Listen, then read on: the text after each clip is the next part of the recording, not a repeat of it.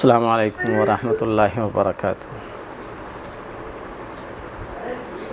جو دینی کورس تھا اور اس میں آپ نے شمولیت اختیار کی ہے، اسی سے متعلق یہ میری فرسٹ کلاس ہے۔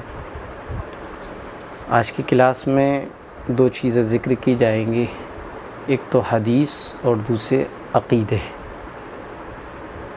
تو ہم سب سے پہلے حدیث کو لیتے ہیں کہ حدیث ہے کیا۔ حدیث تین چیزوں کے مجموعے کا نام حدیث ہے۔ ایک تو یہ ہے کہ اللہ کے رسول صلی اللہ علیہ وسلم نے جس چیز کا حکم دیا یا اس کو آپ نے کیا، یا یہ ہے کہ کوئی کام نہ تو آپ نے کیا اور نہ اس کا حکم دیا، بلکہ آپ کے سامنے کسی صحابی نے اس کام کو کیا، آپ نے اس کو پسند فرمایا، ان تینوں باتوں کے مجموعے کا نام حدیث ہے۔ اور اسی کی جمع، حدیث کی جمع احادیث آتے ہیں۔ تو حدیث کہتے ہیں اس کام کو جس کو اللہ کے رسول صلی اللہ علیہ وسلم نے بذات خود کیا ہو اور اللہ کے رسول صلی اللہ علیہ وسلم نے اس کا حکم بھی دیا ہو۔ تیسری چیز کہ آپ نے وہ کام کیا نہیں اور نہ اس کا حکم دیا، البتہ آپ کے سامنے کسی صحابہ نے، کسی صحابی نے، کسی صحابیات نے یا کسی صحابیہ نے اس عمل کو کیا، آپ نے اس کو پسند فرمایا۔ ان تینوں کے باتوں کے مجموعے کو حدیث کہتے ہیں۔ چنانچہ مسواک ہے، مثلا مسواک آپ نے بذات خود کی بھی ہے اور اپنی امت کو کرنے کا حکم بھی دیا ہے۔ نہ صرف کرنے کا حکم دیا بلکہ یہ کہا ہے کہ اگر مجھے یہ بات اس بات کا اندیشہ نہ ہوتا کہ میری امت مشقت میں مبتلا ہو جائے گی تو میں اس کو ہر نماز کے وقت مسواک کرنے کا حکم دیتا۔ چنانچہ آپ امت کے لیے بہت زیادہ مہربان تھے، اور کیوں نہ ہو، اللہ تعالیٰ نے آپ کو رحمت للعالمین ہی بنایا تھا۔ اس کی وجہ سے آپ نے مسواک کو فرض تو نہیں قرار دیا، لیکن مسواک کی پابندی خود کی بھی ہے، صحابہ اکرام کو حکم بھی دیا ہے، تو مسواک ایک سنت ہے۔ اسی طریقے سے اللہ کے رسول صلی اللہ علیہ وسلم نے کسی چیز کا حکم دیا، اس کو کرا نہیں، لیکن حکم دیا وہ چیز بھی سنت ہے۔ مثلا ایک صحابیہ نے اللہ کے رسول صلی اللہ علیہ وسلم کو ایک رقعہ اور پرچہ پیش کیا پردے کے پیچھے سے۔ اللہ کے رسول صلی اللہ علیہ وسلم نے پوچھا، یہ ہاتھ کس کا ہے، مرد کا ہے یا عورت کا ہے؟ جواب ملا، اللہ کے رسول عورت کا ہاتھ ہے، انا امراتم، میں ایک عورت ہوں۔ تو آپ نے فرمایا کہ عورت کا ہاتھ بغیر مہندی کے اچھا نہیں لگتا، لہذا مہندی کا استعمال اللہ کے رسول صلی اللہ علیہ وسلم نے چونکہ اس کا حکم دیا ہے، لہذا یہ سنت ہے۔ البتہ ہماری خواتین میں یہ سمجھا جاتا ہے کہ مہندی سے متعلق دو مسئلوں کو میں واضح کر دوں۔ ایک تو یہ سمجھا جاتا ہے کہ مہندی پاک ہے، اس لیے اس کو ناپاکی کے دنوں میں نہیں لگا سکتے۔ بعض لوگ یہ کہتے ہیں کہ مہندی جنت سے آئی ہے، پاک ہے، ناپاکی کی حالت میں نہیں لگا سکتے۔ اگر کسی نے ناپاکی کی حالت میں لگا لی تو وہ اس وقت تک پاک نہیں ہو سکتی جب تک کہ مہندی چھٹ نہ جائے، مہندی ختم نہ ہو جائے، مہندی کا اثر باقی جب تک بالکل ختم نہ ہو جائے گا اس وقت تک وہ پاک نہیں ہو سکتی۔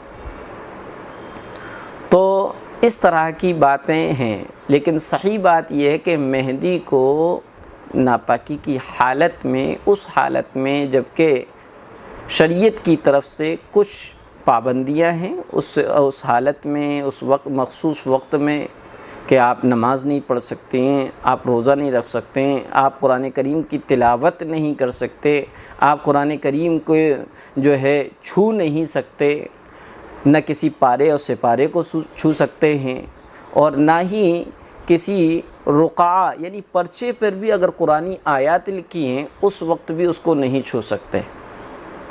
ہاں البتہ یہ کوئی دینی کتاب ہے، فضائل اعمال ہے، منتخب حدیث ہے، بہشتی زیور ہے، یا کوئی اور دینی کتاب ہیں یا دعاؤں کی کتاب ہے، اس میں قرآن کے علاوہ دوسری زبان بھی ہے، مثلا اردو ہے، انگلش ہے یا ہندی ہے، اور اس میں قرآن کی آیت کوانٹٹی میں کم ہیں، لیکن دوسری جو زبان یعنی اردو یا انگلش یا ہندی زیادہ ہے، تو اس کتاب کو پکڑا جا سکتا ہے، اس کتاب کو پکڑ لیں۔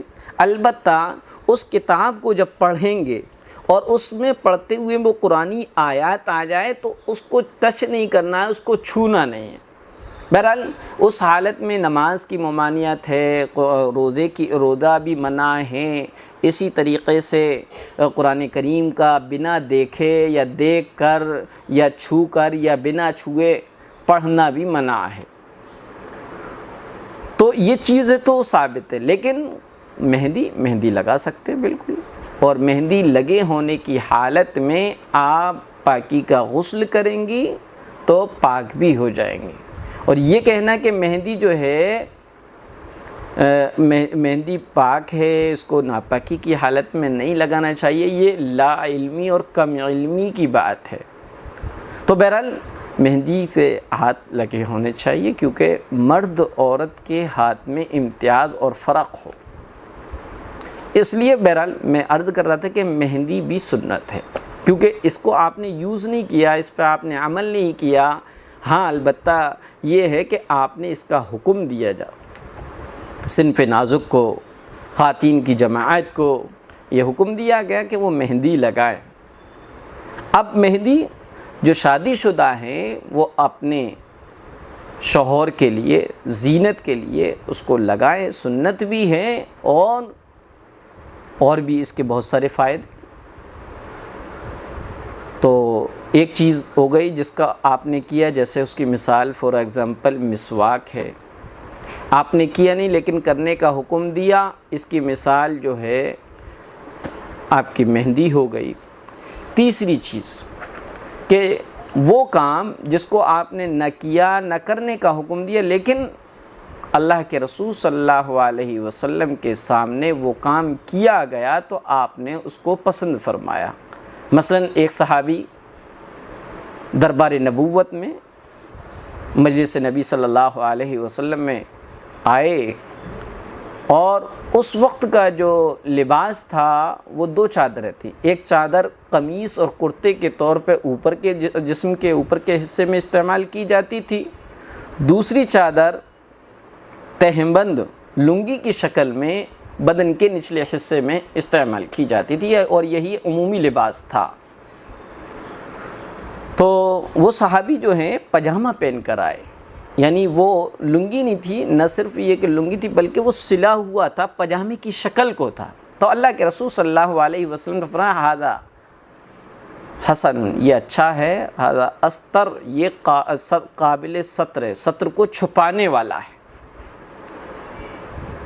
یا ستر کو چھپانے والا ہے۔ تو گویا کہ پاجامہ آپ نے یوز نہیں کیا لیکن آپ نے اس کو پسند فرمایا، اور یہی نہیں بلکہ ہر وہ لباس جو بدن کو زیادہ چھپانے والا ہو آپ نے اس کو پسند فرمایا۔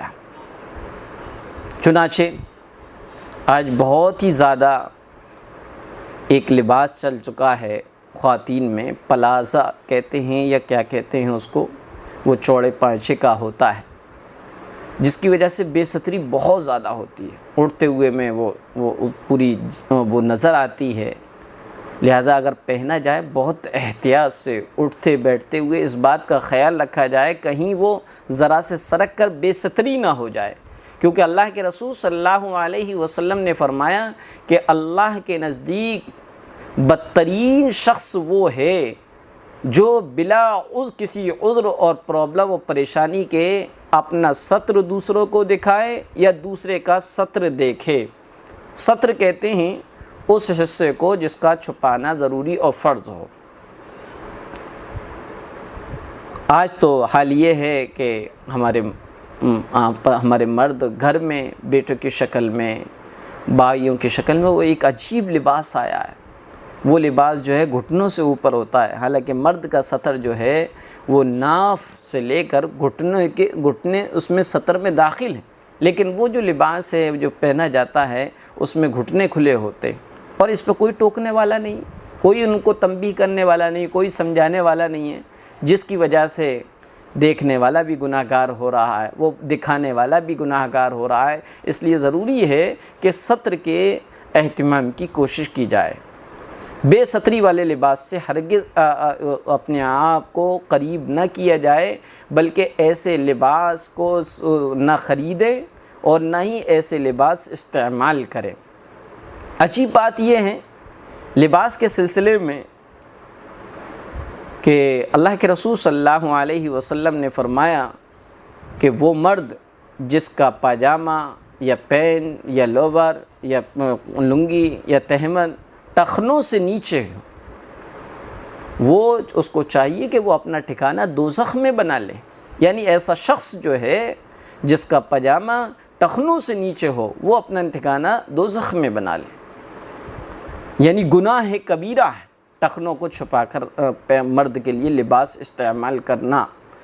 لیکن نبی پاک صلی اللہ علیہ وسلم کی احادیث سے ہم کتنی بغاوت کر رہے ہیں، اور آپ کی تعلیمات سے ہم کس قدر کھلواڑ کر رہے ہیں کہ ہمارے مرد حضرات تو نبی کی مخالفت میں ایسا لباس پہن رہے ہیں جو ٹخنوں سے نیچے ہوتا ہے، بلکہ گلیوں میں بازاروں میں وہ اس قدر نیچے ہوتا ہے کہ اس میں جو راستوں کی روڈ کی جو غلاظت ہوتی ہے، وہ مٹی میل کچیل جو ہوتا ہے وہ بھی پینٹوں کے پونچھوں پر، مہریوں پر، اور کیا اسی طرح جینس وغیرہ کے وہ اتنے غلیظ اور گندے ہو جاتے ہیں۔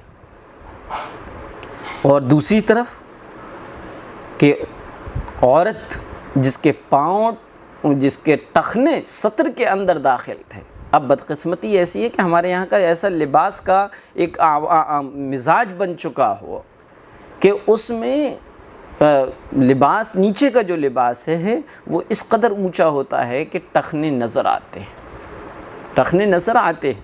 اور اس کی طرف میں توجہ اس لیے دلا رہا ہوں کہ یہ عام ہوا چل پڑی ہے، کسی کو کوئی فکر ہی نہیں ہے۔ بہرحال میں عرض یہ کر رہا تھا کہ حدیث نام ہے تین چیزوں کا۔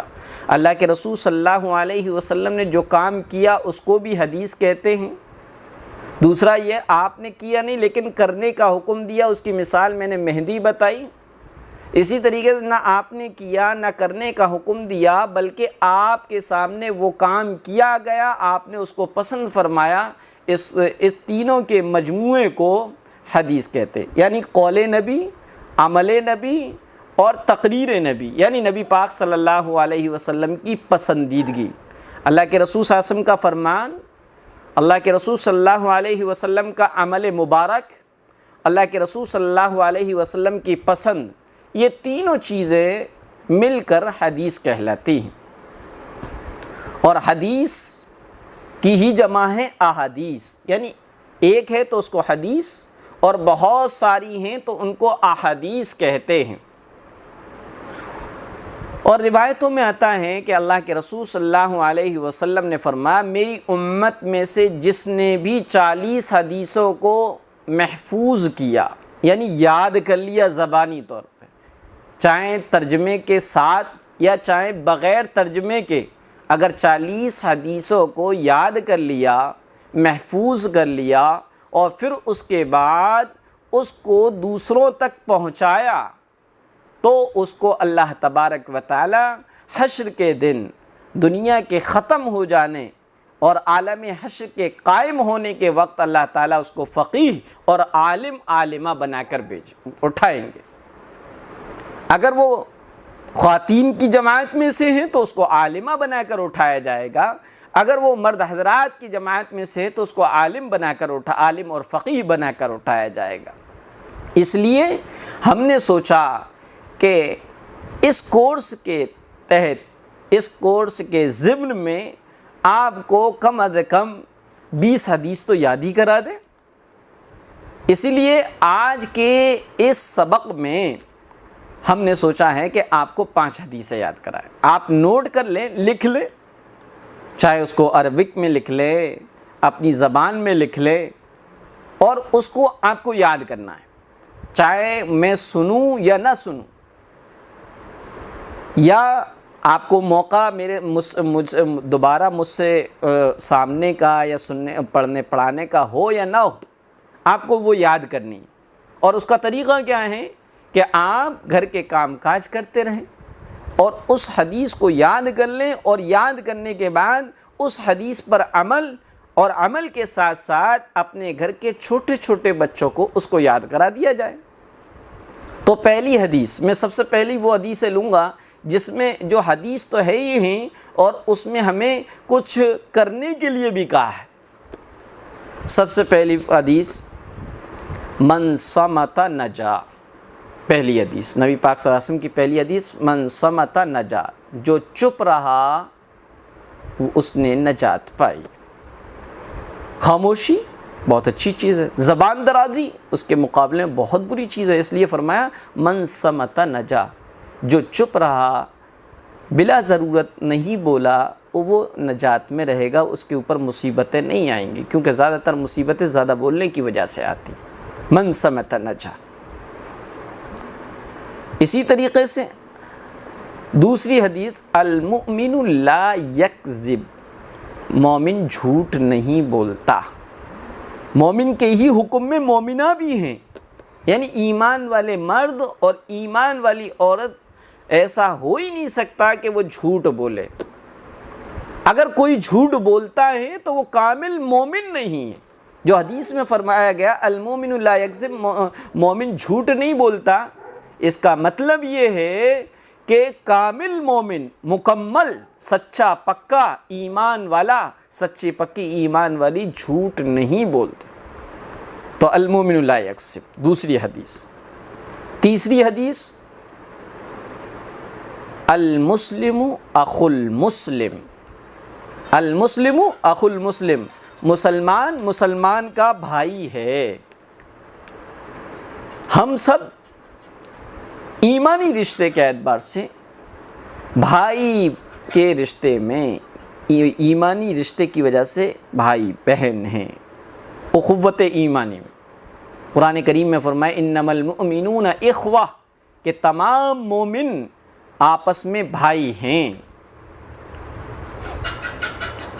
لہذا المسلم اخو المسلم، تین حدیث ہو گئی۔ چوتھی حدیث فرمائے الدین النصیحۃ، دین خیر خواہی کا نام ہے، دین خیر خواہی کا نام ہے، دوسرے کے بارے میں اچھا سوچا جائے، اس کے نفع کے بارے میں سوچا جائے۔ لیکن بدقسمتی یہ ہے کہ آج ہم اپنے بچوں کو خود اس پر آمادہ نہیں کر پاتے۔ ہمارا حال یہ ہے کہ ہم جیلسی کے شکار ہیں، حسد کے شکار ہیں، کینے کے شکار ہیں، کپٹ کے شکار ہیں۔ ہمیں کسی کی ایک آنکھ، کسی کی اچھائی اور خوبی نہیں بھاتی۔ حالانکہ اللہ کے رسول صلی اللہ علیہ وسلم نے فرمایا جب کوئی چیز تمہیں اچھی نظر آئے تو ماشاء اللہ لا حول ولا قوت الا باللہ کہو۔ کیوں؟ کیونکہ تمہاری نظر سے، تمہاری آنکھوں سے نکلنے والے جو لیزر ہے، کرن جو وہ ہیں لیزر ہیں، وہ اس چیز کو متاثر کریں گے، وہ چیز چاہے جاندار ہو چاہے بے جان ہو۔ اس لیے اپنے نظر کے شر سے دوسرے کو محفوظ کرنے کے لیے ماشاء اللہ لا حول ولا قوت الا باللہ پڑھ لی جائے۔ بہرحال الدین النصیحہ، دین خیر خواہی کا نام، سب کی مدد کی جائے، سب کی بھلائی سوچا جائے، دل میں ذرا سا بھی یہ خیال نہ ہو کہ اس کو یہ نقصان ہو جائے، وہ ایسا ہو جائے، اس کو ویسا ہو جائے۔ ہمیشہ ترقی، اس کی ترقی، دنیاوی ترقی اور اخروی مغفرت اور اس کی دینداری اور اس کی تقوی اور پرہیزگاری کی کیا ہے تمنا کی جائے۔ تو تیسری حدیث الدین النصیحہ۔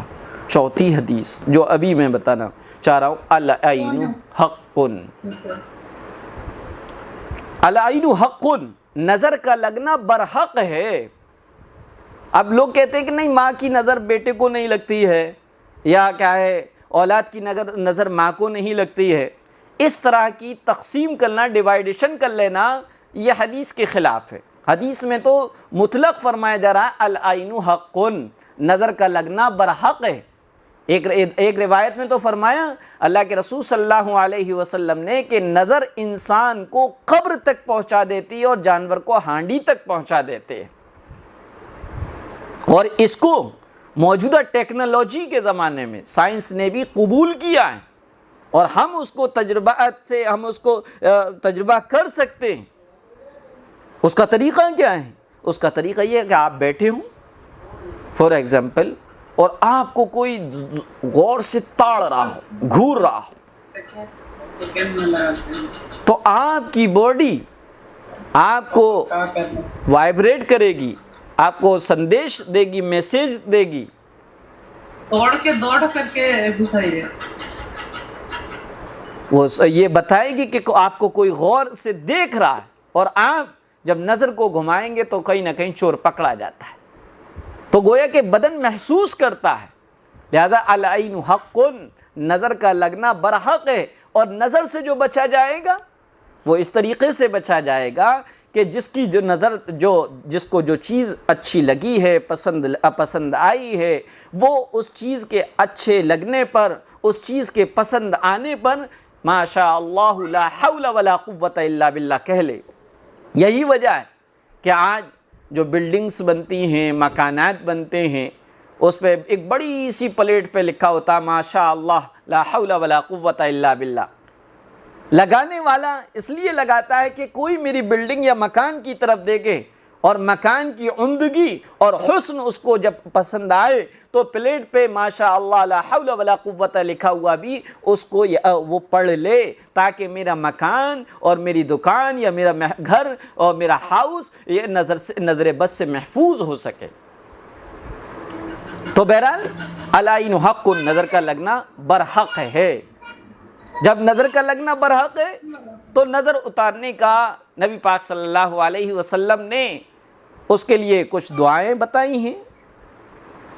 اسی طریقے سے تجربات الصالحین میں ہے کہ علماء نے اس کے مختلف طریقے بتائے، چنانچہ ایم قاسمی صاحب کی ویڈیوز میں آپ کو مل جائے گا کہ نظر کیسے اتاری جائے، کس طرح اتاری جائے۔ بہرحال 5ویں حدیث مجھے اور ذکر کرنی ہے۔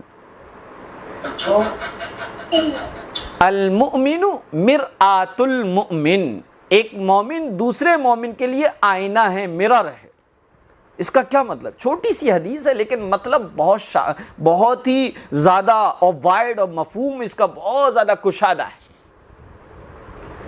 اور اس حدیث کی بنیاد پر ہمارے اندر ہونے والے اختلافات، اور خاص طور پہ دین کے سلسلے میں جو اختلافات ہوتے ہیں وہ ختم ہو سکتے۔ نکل آئے جی، ایک تو یہ ہے، بچ گیا نا۔ اچھا ٹھیک ہے، یہی کافی ہے۔ اب آپ جس کو جو سوال کرنے ہیں وہ آپ سوال کر سکتے ہیں۔ کسی کا کوئی سوال ہے؟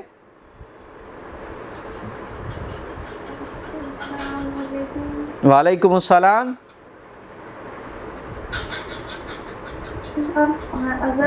اگر اپن نماز پڑھ رہے ہیں اور آگے بیڈ ہے تو کیا نماز ہو جائے گی؟ جی ہاں، آگے اگر بیڈ ہے، سامنے بیڈ ہے اور آپ نماز پڑھ رہے ہیں، اور بیڈ پہ چاہے کوئی لیٹا ہے یا نہیں لیٹا ہے، یا بچہ لیٹا ہے یا سو رہا ہے، ایسی صورت میں نماز ہو جائے گی۔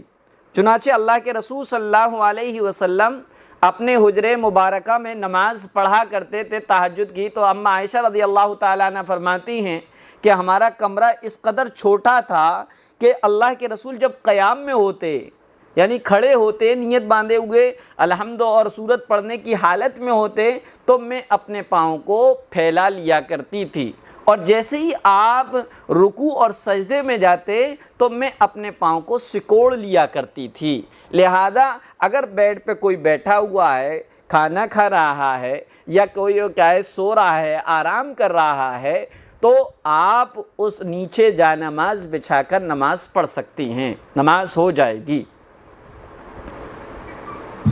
جی دوسرا سوال کوئی؟ جی میرا ایک اور سوال تھا۔ جی فرمائیں۔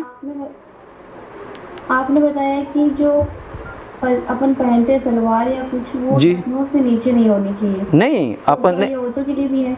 नहीं, ये औरतों के लिए मैंने दो चीज़ें बताई। मर्दों के लिए टखनों से ऊपर रखना और औरतों के लिए टखने से नीचे रखना। टखने सतर में यानी छुपाए जाने वाले बदन के पार्ट्स में शामिल हैं।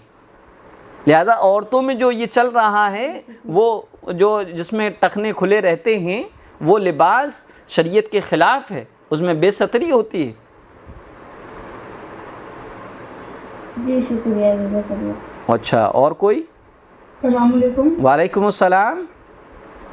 आपने ये दूसरी हदीस बताई थी जिसका तर्जुमा ये है कि मोमिन झूठ नहीं बोलता, वो एक बार दोहरा दीजिए। अल मुमिनु ला यकज़िबु। या इसको अगर स्टॉप करेंगे यानी इस पर रुकेंगे तो इसको साकिन पढ़ेंगे ला यकज़िब, और अगर इसको स्टॉप नहीं करेंगे तो अल मुमिनु ला यकज़िबु। जी। अच्छा जी, कोई और? अस्सलाम वालेकुम। वालेकुम अस्सलाम। मुफ्ती साहब क्या किसी को बर्थडे विश कर सकते हैं? बर्थडे विश करना? जी, बर्थडे विश नहीं कर सकते, क्योंकि कुरान करीम में है ला ताआवनु अलल इस्मी वल उद्वान। गुनाहों के काम पर किसी की हेल्प ना करो, ना उसकी हौसला अफजाई करो, ना उसकी तारीफ़ करो। और बर्थडे खुद चूँकि इस्लाम में मना है, ईसाइयत की देन है, वरना तो हमारा तो हाल ही है कि हमें आखिरत के लिए दुनिया में भेजा गया है, और हमारी जो ज़िंदगी है जितनी बढ़ती है उतनी घटती भी है। तो हम खुशी मनाएं या गम मनाएं? ज़िंदगी लाइफ एक ऐसी चीज़ है जितनी ये बढ़ती है उतनी ही घटती है। लिहाजा जो क्या है बर्थडे मनाते हैं उनको विश करना या गिफ्ट देना, तो गोया कि उनके गुनाह के काम पर राज़ी होना, और गुनाह के काम पर राज़ी होना या मुबारकबादी देना या उसको क्या है माशाअल्लाह अल्हम्दुलिल्लाह उसकी बर्थडे की पिक्च को देखकर कहना, ये सब जो है गुनाह के काम पर अल्लाह के नाम को इस्तेमाल करना है, इसलिए मना किया गया।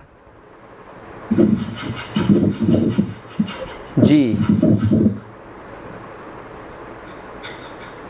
और जी मतलब मुझे इसके और पूछना था। जी पूछिए। मेरी एक दोस्त हैं बहुत करीबी, जिनके शौहर जो है वो बनाने का काम करते हैं। काय का काम करते तो हैं? कई मतलब ऐसा हो, फिल्म बनाते हैं, एज डायरेक्टर एक्टर काम करते हैं वो। जी। तो कई मतलब ऐसा होता है कि जिससे उनकी कोई फिल्म बन रही होती है या वो किसी फिल्म में एक्टिंग कर रहे होते हैं तो वो दुआ के लिए कहती हैं, और मतलब गैर इरादी तौर पे हमारी ज़बान से इंशाल्लाह या निकल जाते हैं इस तरह की बात, तो ये भी गलत हो गए। हाँ, गैर इरादी तौर पे जो निकल जा कि मेरे शौहर की फिल्म में रिलीज होने वाली है, दुआ करना कि वो कामयाब हो जाए, तो हमने कह दिया इंशाल्लाह कि अल्लाह की चाह तो कामयाब होगी। तो ये गैर इरादी तौर पे हो जाता है अक्सर। हाँ, गैर इरादी तौर पे होता नहीं, गैर इरादी तौर पे जो भी कुछ हमसे सरजद होता है, चाहे वो अमल से ताल्लुक़ रखता हो, चाहे वो हमारी कौल और बात से ताल्लुक़ रखता हो, उस पर मुआख़ज़ा नहीं है। अलबत्ता उसका तरीक़ा ये है कि जब वो दुआ करें तो आप कहें इंशाअल्लाह मैं दुआ करूँगी अल्लाह ताला हर तरह की खैर से और कामयाबियों से आपको नवाजे, आपके शौहर को हर तरह की खैर और कामयाबी से नवाजे। कामयाबी से मुराद आखिरत, मोमिन के लिए आखिरत की कामयाबी है, हर वो अमल है जो आखिरत के लिए। जी। इसके अलावा और एक सवाल मुझे और पूछना था। जी पूछिए। मेरे एक जानने वाले हैं जिन्होंने मुझे अपने अकाउंट्स का काम मेंटेन करने के लिए दिया था।